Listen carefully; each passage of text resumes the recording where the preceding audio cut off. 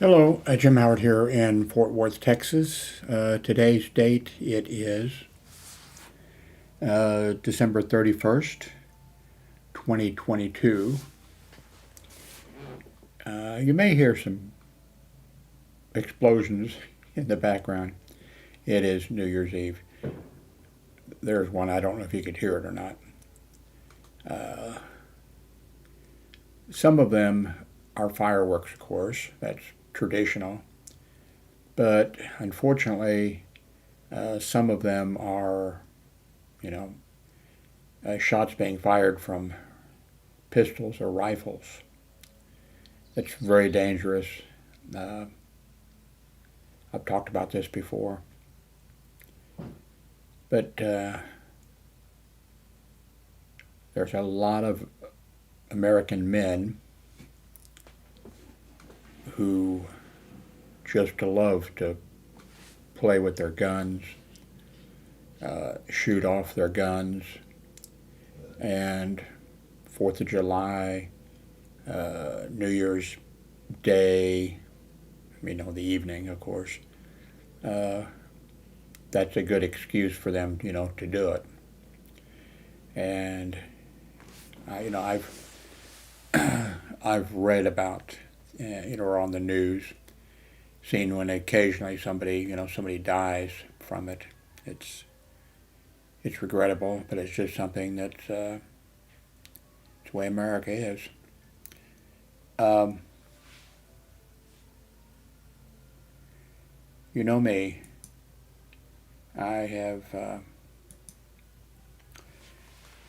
moved things around in the last few minutes, and I had two monitors hooked up here, and both of them 1920 by 1080 format. They worked good. I could drag stuff back and forth and do all that type of stuff. Um,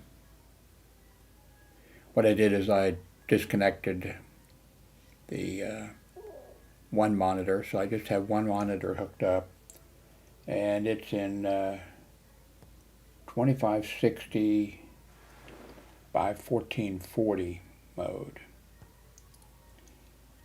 I wish, I think I can pull up here for the options that I have.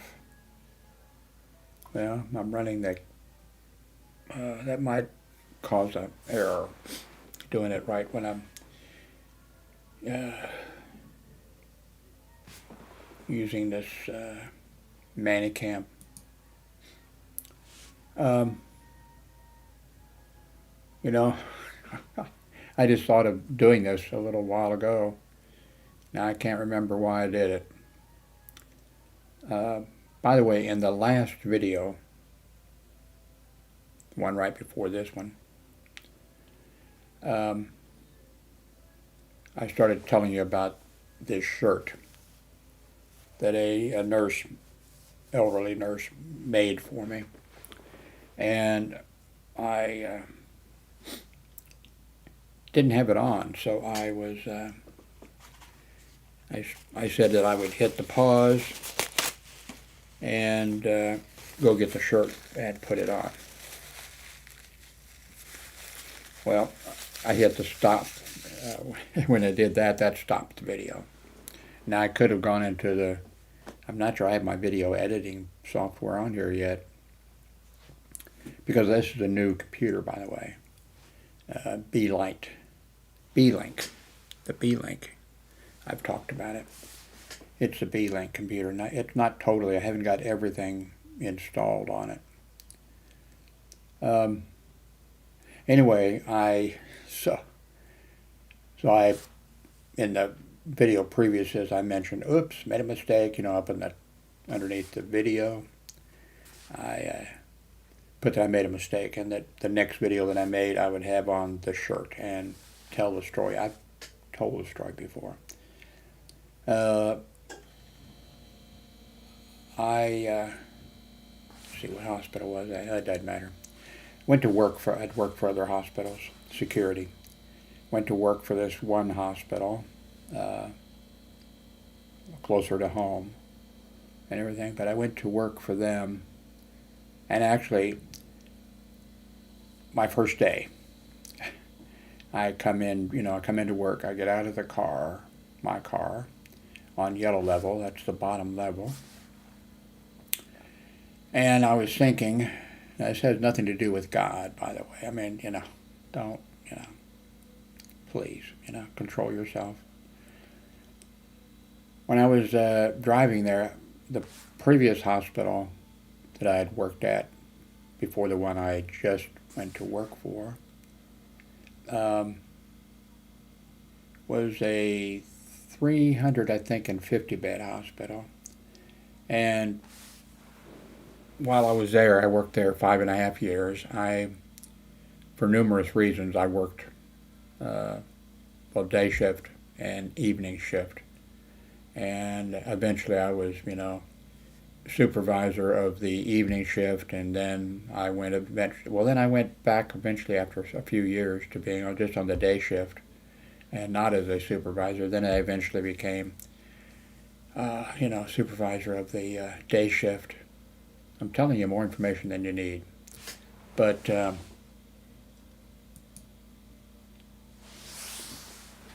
also I was the director of security. We had our problems. I liked him, but he drove me crazy, and there was things about him I really didn't like, but I didn't understand then the problem that he had. I knew there was something wrong, but I didn't know anything about it. Turns out that just in the last few years, since Donald Trump, was elected president, and then there was talk about him, then I was, oh God, that's what this director of security had that I was working for, except the director of security that I was working for, was not stupid. I mean, he made some stupid mistakes and did things that were, but he wasn't. He was a very smart man. He had a niche that he really could have, if he had stayed in his niche and if he could control those other impulses, he would have been fantastic. But anyway, he and I had some problems. I did, I think it was 4 grievances, and I won them all. He just couldn't comprehend that what he was doing was, incorrect. Even when the director of human resources, personnel department, even when the things that he did were in violation of the hospital, policy, he still could not understand it and accept it, because he was director of security. And,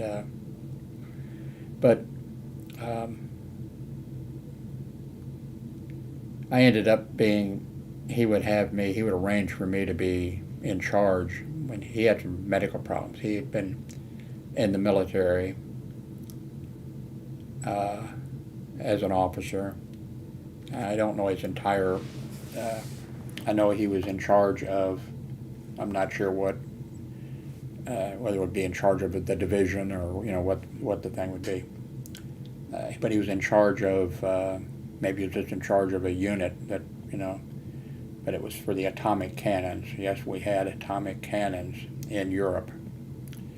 And I'm sure that he was in charge of their security and moving them. I'm not sure exactly. I don't have all of the information. We never talked about that. But he was in charge of, moving them around. And once I got to know him, I thought, oh my God. Because he would have, I don't know, and of course I don't know, maybe he could. I mean, he would have pushed cars and vehicles out of the way. I mean, there's no telling what he would have done when he was in charge of, the nuclear, whatever units would, I don't know if that'd be artillery or how it would work, but anyway, even though I had done 4 grievances, and once when I did the third or fourth, I think the fourth grievance, uh, myself and other members of the security department were concerned that he might, you know, we were, all our offices were on the sixth floor, and he came in when I did that grievance, went to his office and closed the door, and we didn't see him, you know, all day long. And we were actually concerned maybe he was going to, you know, jump out the window or something. He didn't, but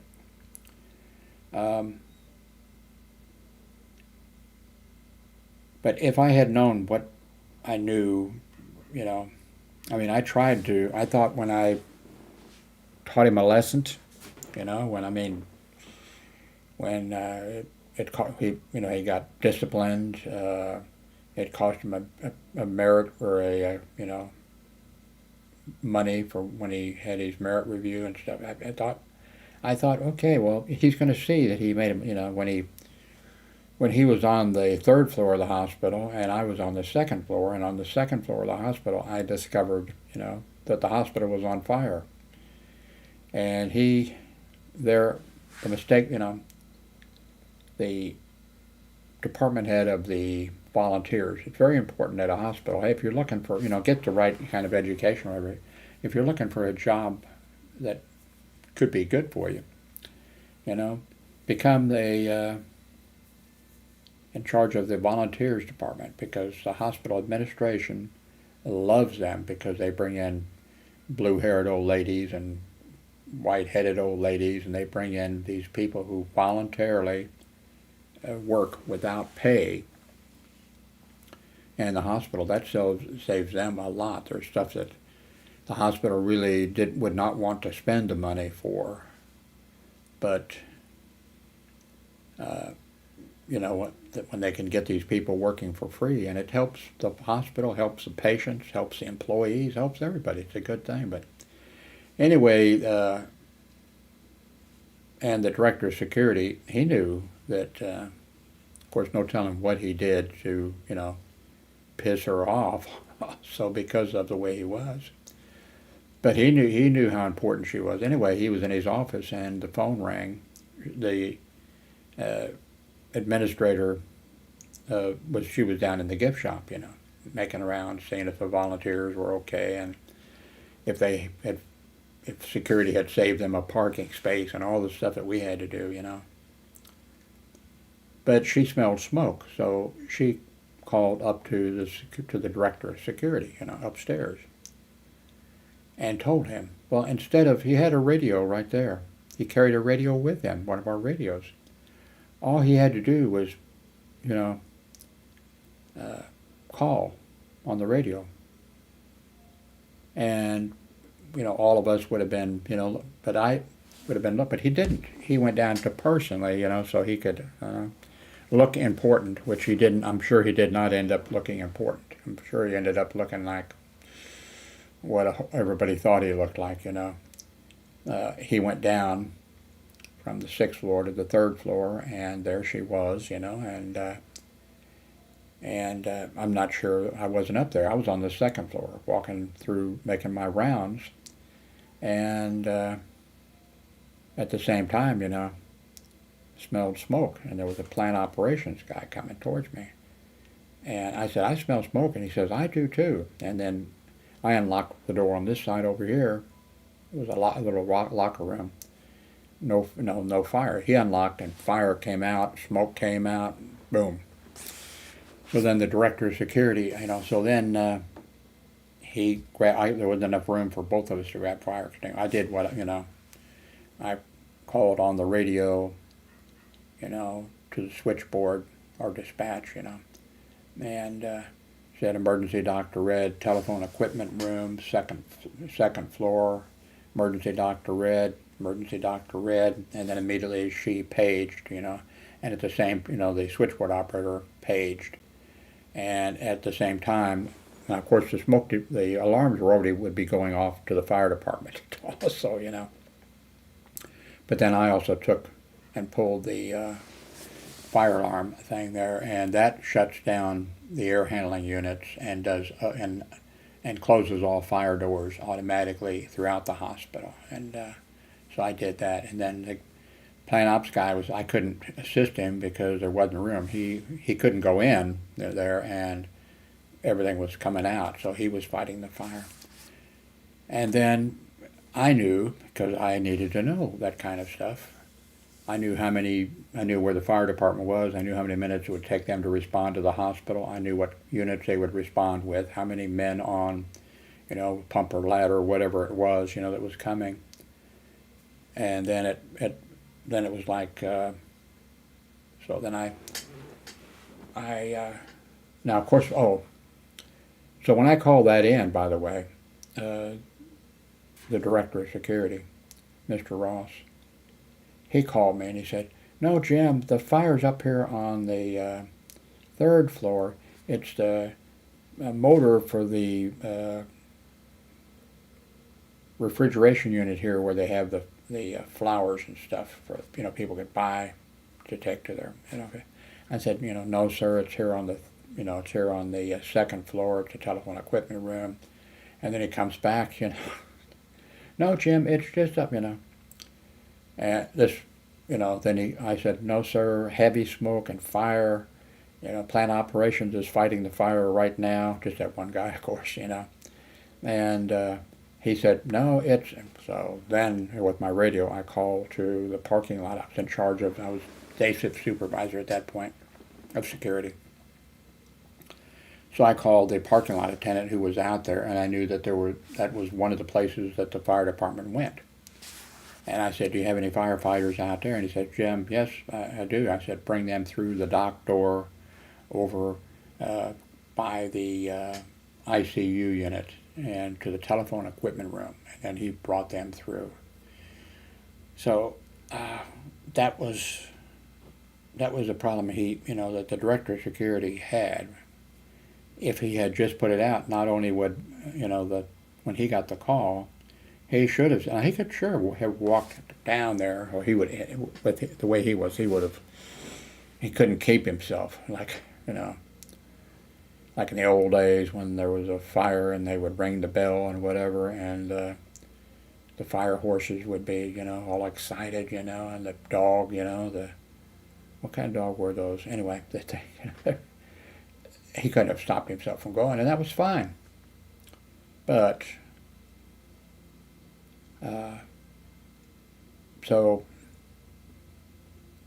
anyway, the fire was put out, but that could have been a bad fire. In the telephone equipment room, that's where all the phone cables and a whole bunch of communications lines went through. It could have been a really bad deal, but everything worked out. Nobody was hurt.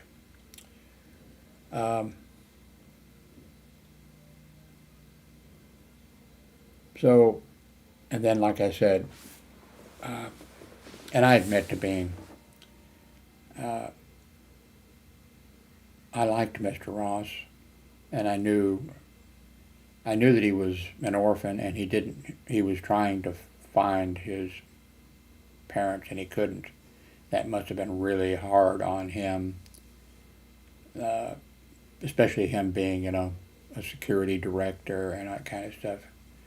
And then,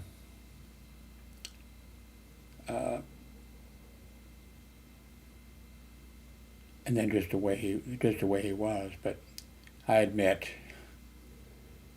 he wrote for me the most fantastic reviews. Even after I was somebody who didn't want you. Now, when I was a welder for a bunch of years. I was easy to get along with. I was, whatever. It wasn't a problem. I was just had my hood down and I was welding, But when it went into other areas, and I was a big believer in unions, of course,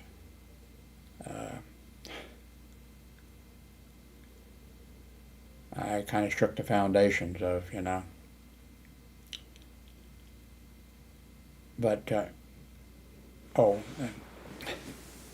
he wrote me the most fantastic, really more than he should have. I mean, he wrote me, they were true, he put in his merit reviews that I should be, that when I'm not sure if he actually put in, I think he did, knowing him, that he put in when he was a department head. And there was no way he was going to be anything other than, a director of security. And so I'm surprised they kept him that long because of the things that he did, other things that he did. But he, he wrote me, when he wrote my merit review. In fact, when I'd been there, I'd just been there 6 months. Well, you got a review after 6 months. And for those first 6 months, I wasn't, some of the other security officers, especially the supervisor on the day shift, a female, she did her job. I mean, well, when she showed up, took off a lot. But for like the first 6 months, I was where I needed to be, out patrolling, out taking care of parking problems and that kind of just security officer, and making things went smoothly. And I didn't know very much about the director of security. I really didn't see him that much. And then it was time for I didn't know, I got called to the office. So I went up to the office on the 6th floor, and he said, "Jim, I've got your merit review here. We have to do a merit review on first, when you start after 6 months. So here's your merit review."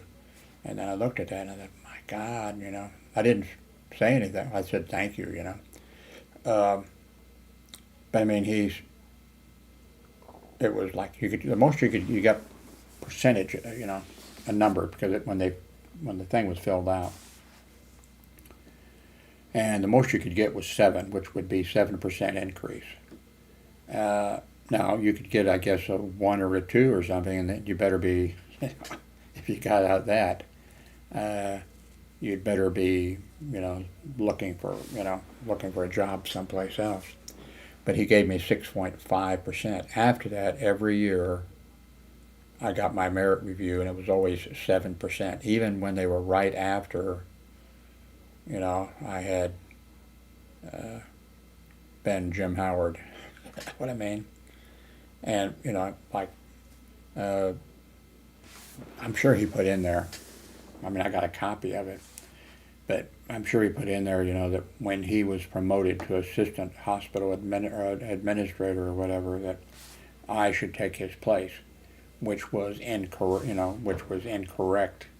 I mean, I loved it, but I would never have taken it because I wasn't as smart as he was. Now, he made major mistakes, but so far as writing directives and so far as doing all of those kind of things, he was great at that. And that type of stuff, so I would never have taken. But anyway, then as time went on, the last merit review that he wrote for me, because I had, I'd stopped wearing my insignia of rank. I was still in uniform, of course, but he was just driving me crazy, like I told you later on with the Trump world. There's the reason that he was the way he was. He had, the problems, except Trump is stupid. And he has some other things in there too. But then because then remember when there was talk, people were being interviewed, on CNN and other channels. Not on Fox News, not about that, But if I had known then, I would have just moved on to a different job. I was never without work, ever. I got out of high school. My plan was to go into the military. That's why I went to De La Salle Military Academy, a high school, Catholic high school. But when we were there, it was ROTC all the time. A junior ROTC all the time.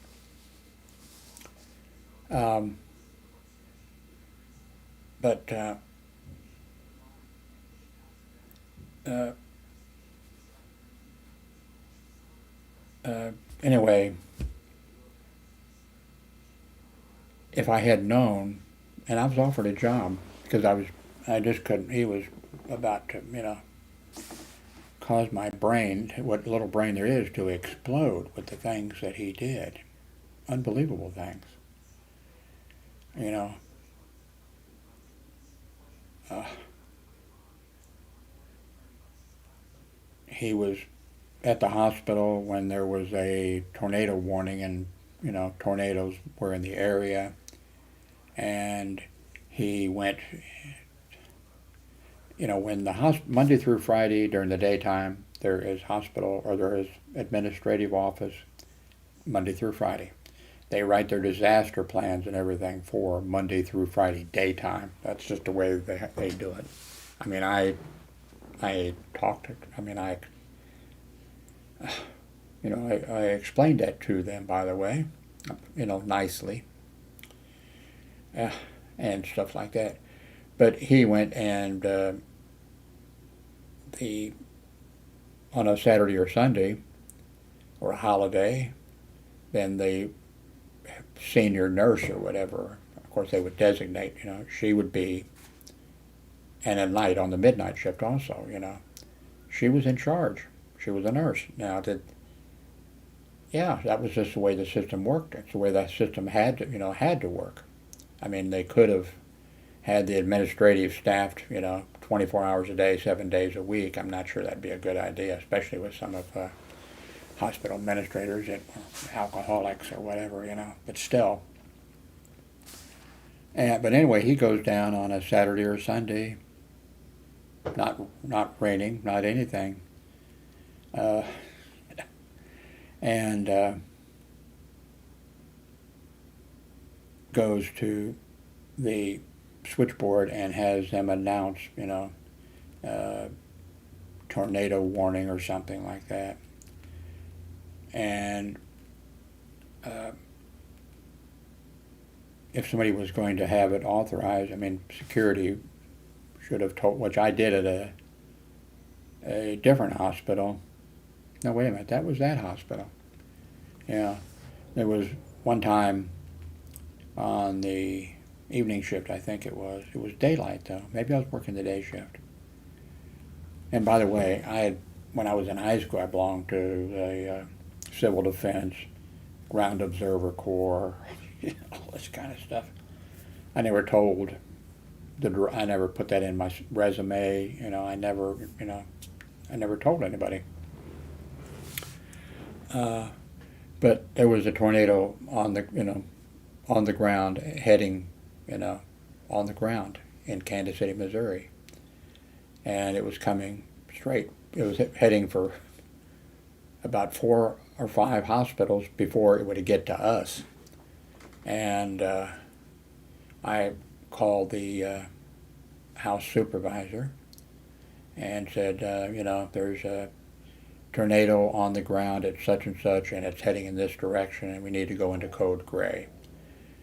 And she said, well, I don't want to do that because then we'd have to page code gray all clear, and we'd be waking up some patients or whatever. And then I politely and briefly, because there was no use arguing, I could tell, there was no use me arguing, and I didn't say, ma'am, I'm a member of Skywarn, I've been trained, for this type of a situation. I knew that would do no good, especially with nurses, and especially with a nurse that's the head nurse and the one that's in charge, whatever.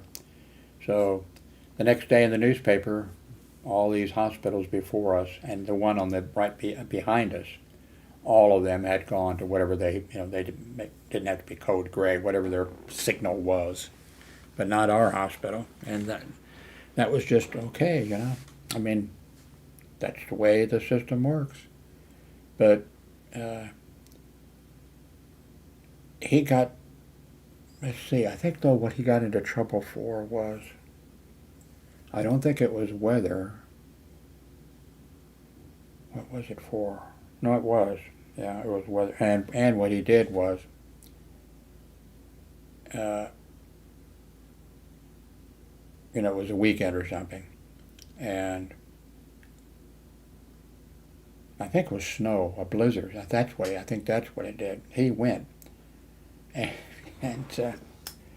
he went to the switchboard and said, give me the PA, you know. And then he made an announcement, disaster plan such and such is now in effect. There's a major snowstorm coming. And the sun was shining, by the way, beautiful day, no signs of snow or anything coming. Of course, this was in Missouri, and then I was walking through the hospital when I heard his voice, and I knew he'd gone to the switchboard, you know. And I heard his voice, oh God, please no. You know, I mean, I knew I wasn't in trouble, but and then he announced, you know, bad enough, you know, disaster plan. We have a disaster plan, which, by the way, again, you can tell that this upsets me. Which, when the hospital, you know, disaster plan is very important. You know, there's also a joint commission on hospitals that inspects all hospitals. I think every 2 years. But if your hospital has a problem, I mean, this scares the hell out of these hospital administrators in the hospitals. My throat's done pretty good so far, 30 minutes. When those people come every 2 years to inspect the hospital administrators or whatever, of course, they get a tip-off because the little commission, 4, 5, 6 people, whatever's in it, and for the year, you know ahead of time, because you check, you know, the hospital administrators, check, you know, they check when they know what hospitals are being inspected, you know, and then they know where they're going to go and when they're going to go. So they call, oh, what is it this time? What is it this year that they're looking at? Oh, they're checking such and such, and they're on the reports, you know, and or they're checking, you know, of course they're checking a whole bunch of stuff, but what are they zeroing in on? And they have somebody back, you know, special on the thing that they wouldn't normally have, and it would be like, oh, the dietary department, you know, they're coming and they're checking up inside the spouts where the cokes come out, or you know, whatever. So they know when they're coming, and security's told, you know, they'll be arriving and they're gonna stay in, you know, where their apartments or whatever they had set up for them. You know, they're coming in, and but anyway, I think I got sidetracked. Anyway, so they have a disaster plan. Let me stress again. These hospitals, and I'm sure other businesses do it too, Monday through Friday during the daytime. So, but anyway, he's going through the hospital, or he goes to the switchboard, he's on the switchboard. Disregard section 12, you know, of such and such, and he goes through disregarding things that don't, you know, and so I go by the admitting department and the director of the admitting department, and she's got and she looks at me, and she didn't like security, by the way. She didn't really. If she'd asked for help or whatever, I don't know what I'd have said, because that was, you know,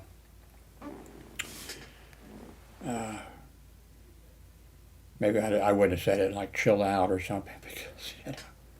Anyway, he got written up, the director of security got written up for that, and he was told, if you ever do anything like this again, you're out the door.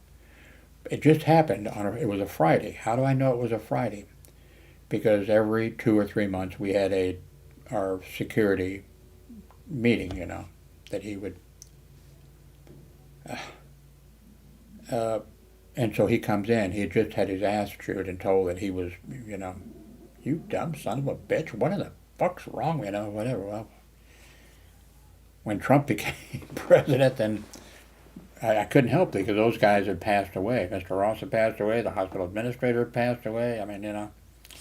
So I couldn't say, hey, I know what the trouble was, you know. But anyway, he came in, so, see, 15 security officers, I think, were what was we had on the staff. So he comes in, goddamn sons of bitchin' mother of the administration or whatever, they just, you know. And he says, if you see a tornado, this was for the tornado thing, yeah. if you see a tornado coming, don't say anything. Let it wipe the hospital out. Let it hit the hospital. Don't do it. And of course, we all knew, okay, don't pay attention to him, you know. And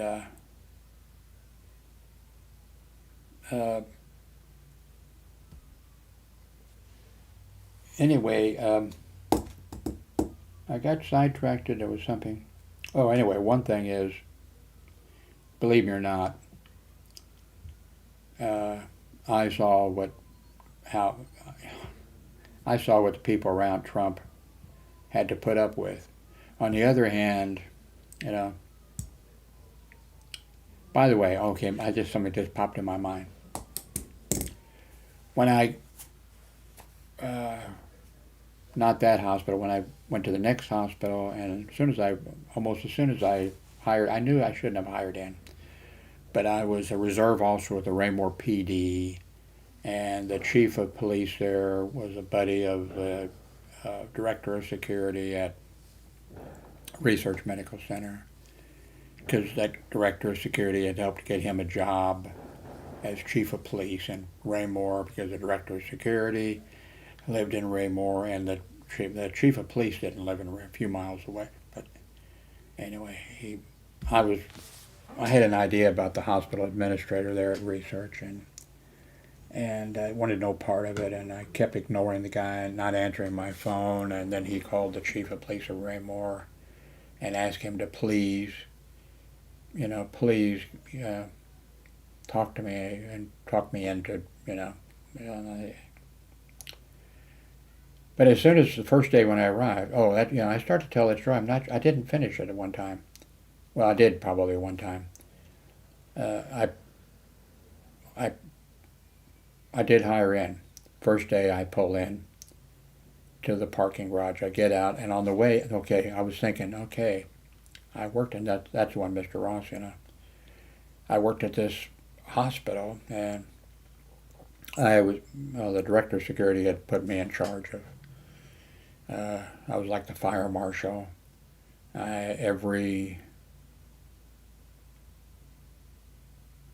Wasn't every week, I don't think, was it? Might have been like twice a month or something. I mean, I can't remember now.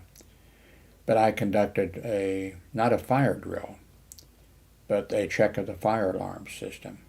And I did it correctly. I mean, I did it, I wasn't told how to do it, but I did it correctly, where the director of security had been doing that, and he loved to do that. Because then it made him think that he was, I'm going to pull the fire alarms or the, system or whatever. But I did it the way you should do it. To give you an example, he wanted to be where he could be seen, and he had to tell everybody, whatever, how important he was. But I did it by, of course, it had to be a different location. No point in doing it at the same place. You're testing the, the pull boxes and that type of thing. Or, setting off a smoke detector. By the way, you notify the fire department first. Oh my God. Yeah. This first hospital I worked at, when I wore out my welcome, I've told that story several times. No point to going into it. But when I left, then they got it. Well, I wasn't director of security or anything. I was just a security officer.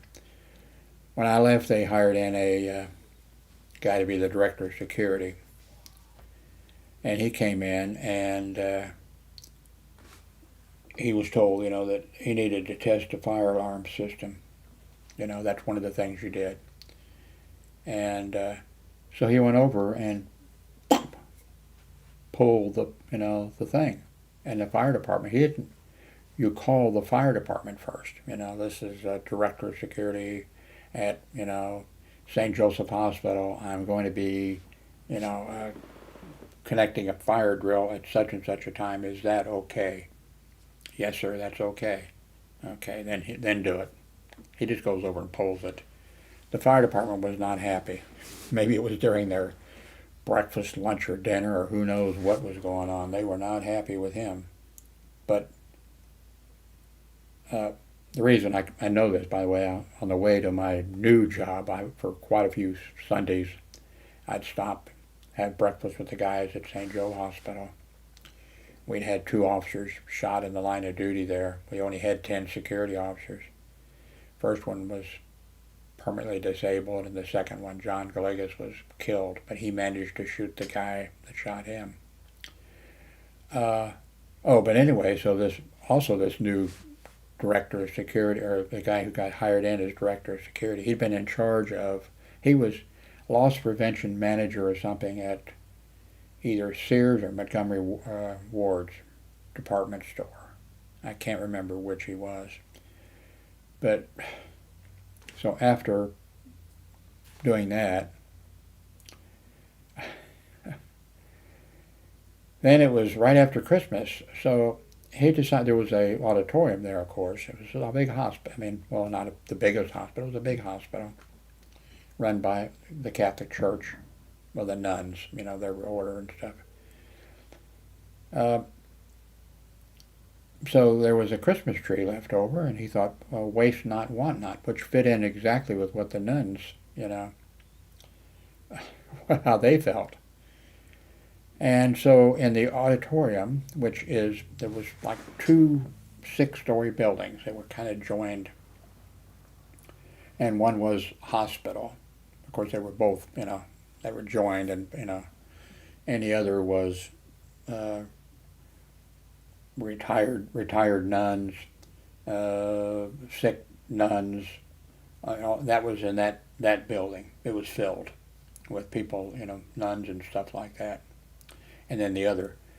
Now, underneath, on the first ground floor, on that first floor, underneath where the nuns, old nuns and everything else were,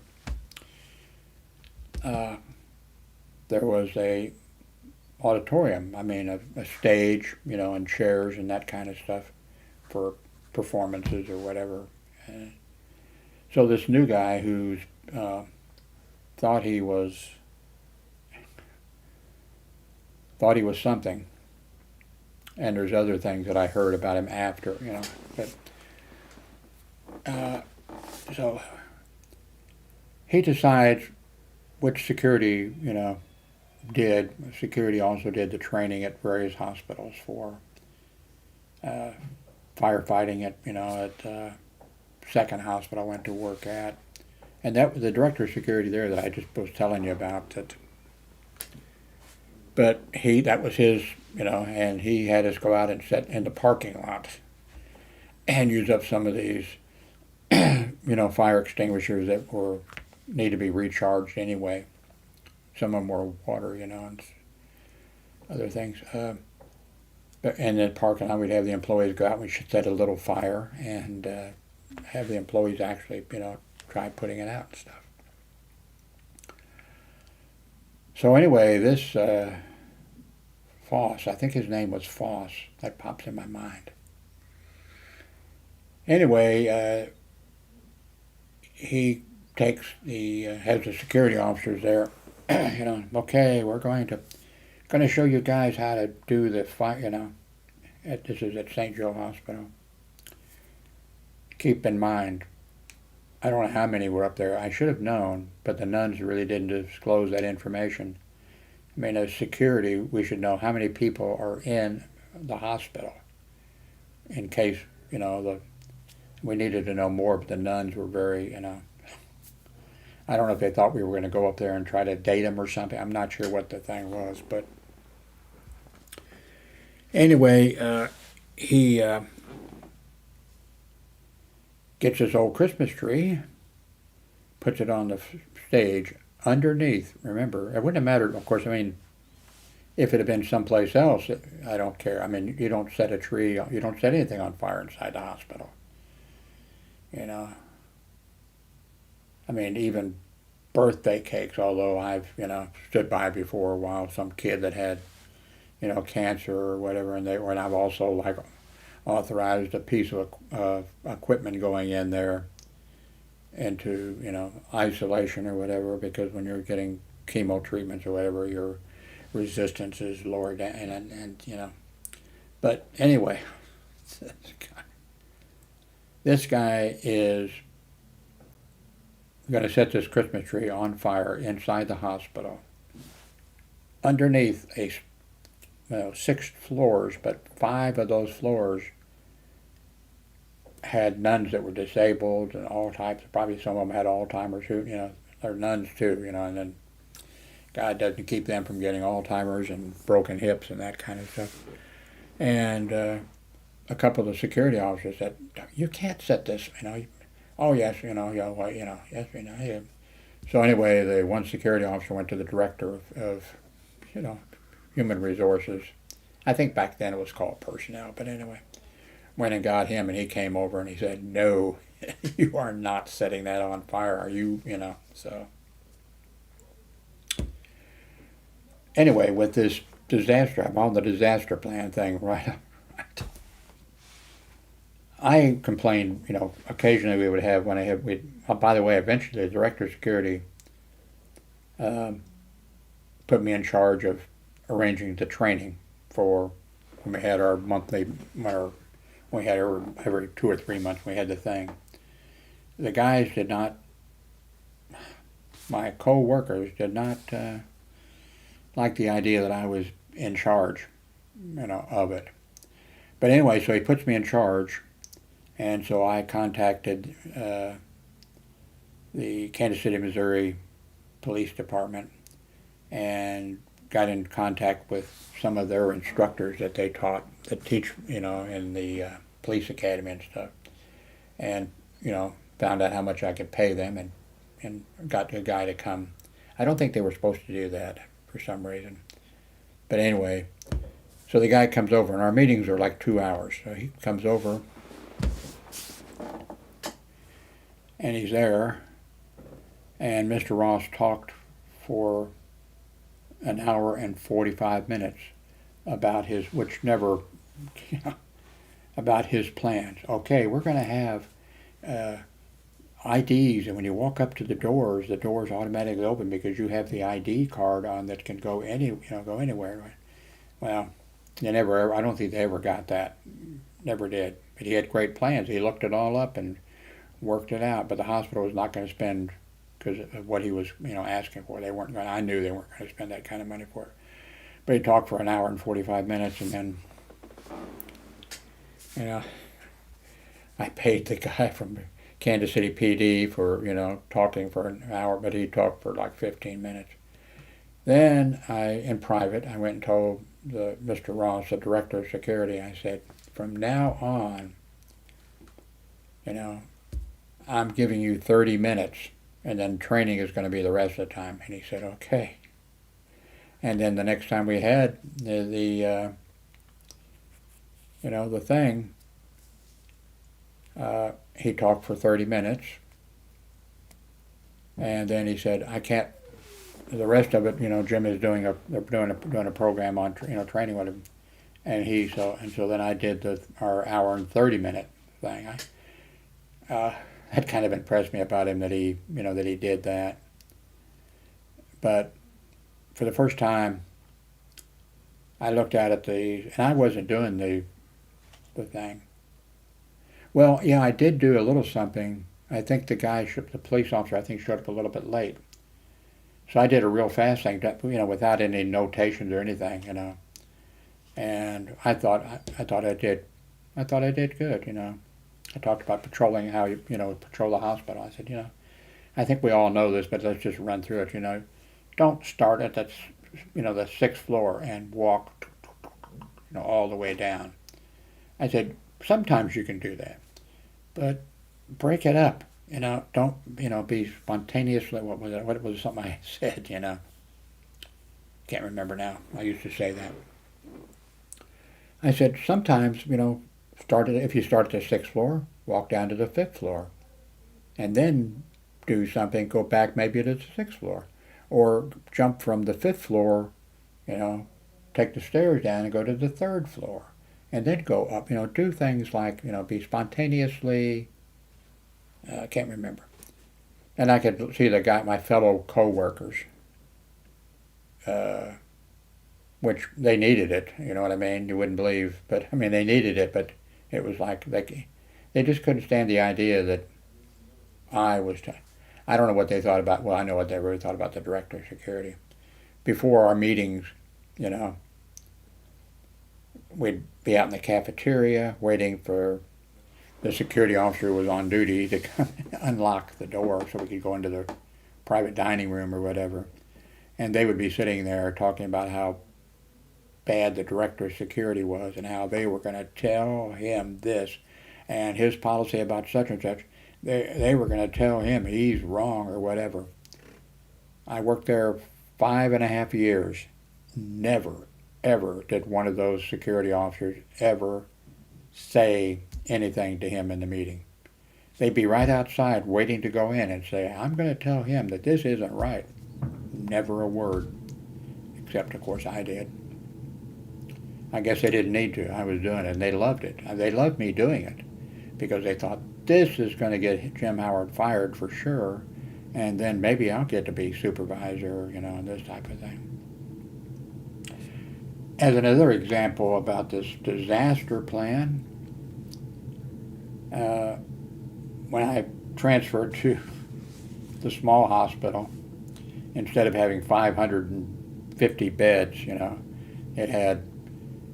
could have had, because they had to take them away because there's an agency that makes sure hospitals don't overbill because that costs money when it works, So they had to take 50 beds, I think it was, from the main hospital and reduce their number. Instead of 550 beds or whatever it was, then there would be a hospital that was 500-bed hospital. But even at this new hospital in my small town, not my small town, but where I lived, they didn't even set up all, they just set up maybe 25 of them, and they had trouble filling those. But anyway, when I went out there, and I had to file a grievance in order to be going out there, it had nothing to do with Mr. Ross, it was a new hospital. First thing I did was get the disaster out, because I wondered how they're going to do the disaster plan when you only have one security officer on duty, and you don't even have one during the daytime. And so I looked at it, and I won't go through the things, I'll just mention one. The one security officer will go, if it's like a nuclear disaster of some type, which would be, hopefully it's not going to be nuclear war, but it's going to be a railroad train with nuclear material has gone off the rails, or a truck carrying nuclear material has crashed, and this time it can be something like that, hopefully, if there's something like that. But so the first security officer will go to radiology, the x-ray department, and get their Geiger counter. So I went in, where is your Geiger counter? To the guy working there, and he was like, what? I knew, of course. Then I explained to him, no Geiger counter.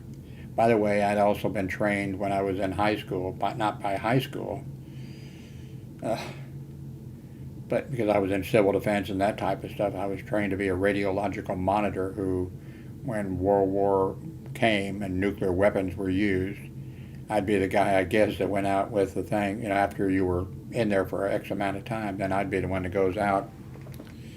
They'd probably have to be pushing me out. Oh, get out, Jim, you gotta go. And I'd be holding on the door, please, no, But, and anyway, and then the second security officer was supposed to go to, to the main center where it would be the hospital administrator's office, and he was to be,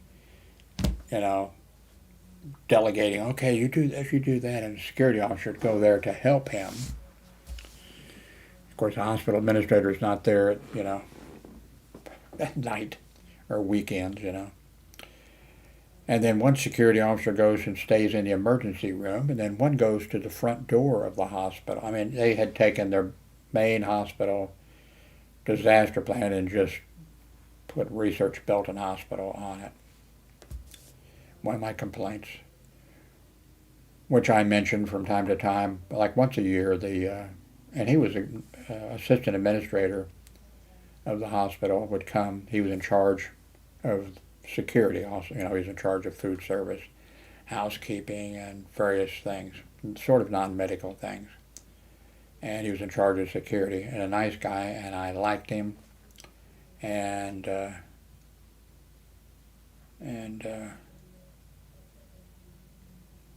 I never checked, but apparently I think he lost his job because of me.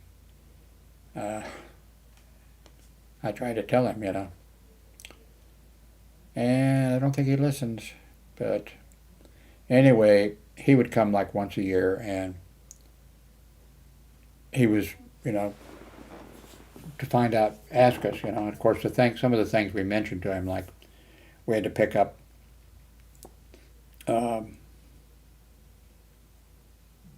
money, the money trays or whatever, which were locked, supposedly locked when we got them, and take them to security and lock from the cafeteria and lock them up. The lids would pop off, they weren't. And then it came up that,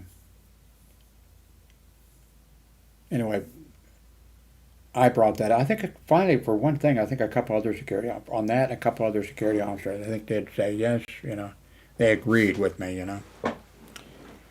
And but other than that, all those years, they never said anything because they were afraid to get in trouble. Of course, Mr. Ross, the director of security, would say, okay, the hospital administrator, whatever his name, can't remember his name. I should, since he lost his job because of me, I think. I'm not 100% sure. I was told that he did, but I don't know. But he was warned by me. I mean, I didn't say, you better do what I'm telling you to do, or, that wasn't the thing. It was just, he had plenty of warning from me of problems in the security, and with Mr. Ross, who was a neighbor of his in Overland Park, a nice, influential, and the kids went to the same school, I think, and I know they had picnics together, barbecue and different, kind of, but anyway, and like when the guy would come, the director of security, Mr. Ross, would say, now he's coming, if you have any complaints, if there's anything, tell him, So, of course, nobody was going to stand up and tell him anything, I can't think of anything they would tell him, and like, oh, we like you, or something. They didn't say that, but. So Mr. Ross says, Mr. So-and-so is here to answer any of your questions, or if you have any complaints or whatever, just tell him. And I said, we took over doing snow removal, which I was opposed to. And we're not getting any extra money for doing it, and I think we should get Mr. Ross. If you don't like it, get out of my department. Just get out of my department. If you don't like it, then blah, blah, And now I was disappointed in the hospital assistant administrator. What he should have said, I guess maybe he didn't want to set Mr. Ross off anymore. What he should have said, Mr. Ross, he could have said, Bob, just a minute. That's why I'm here. Let Jim express himself, and anybody else, if you have something that you want to tell me. That's what he should have done. That's what I would have done. But he didn't, and then we had our little meeting, and nothing happened. I think I complained again about how the psych unit really didn't cooperate with security, and that things needed to be, we needed to have a meeting between the psych employees there and with us, and work things out, and that kind of stuff. And then eventually they did it, but they did it on a bigger scale. They did it a whole bunch of hospitals, and had their security people go, and they had their psych people go. That was my idea. Well, not my idea, was that we were to have. I think it was my idea to have. Maybe not. But it was to have a. But that didn't work because of the psych people. the nursing and orderlies or whatever they were, they didn't want anything to do with security. They didn't want to cooperate with security. They had their procedures, and it didn't work. Anyway, but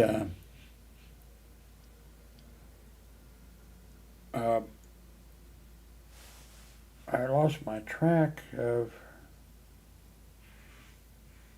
what was the next in my brain there. By the way, I think you know already, I don't have a, this is about my size of the monitors and things, how many, 2560 by 1440 and stuff like that. I have no, but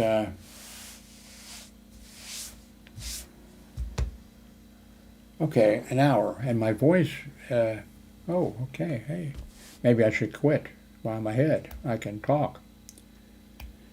But did I mention, I don't think I mentioned, big news. I just disconnected, remember I had 2 monitors here? I just have 1 monitor. I'm going to try that. 1 monitor. And I guess it's going to be, is it going to be 2560 by 1440, I believe, yeah. I couldn't get the other ones. I would have rather gone a little bit different. But 2560 by 1440 was, and I'm not sure that I'm going to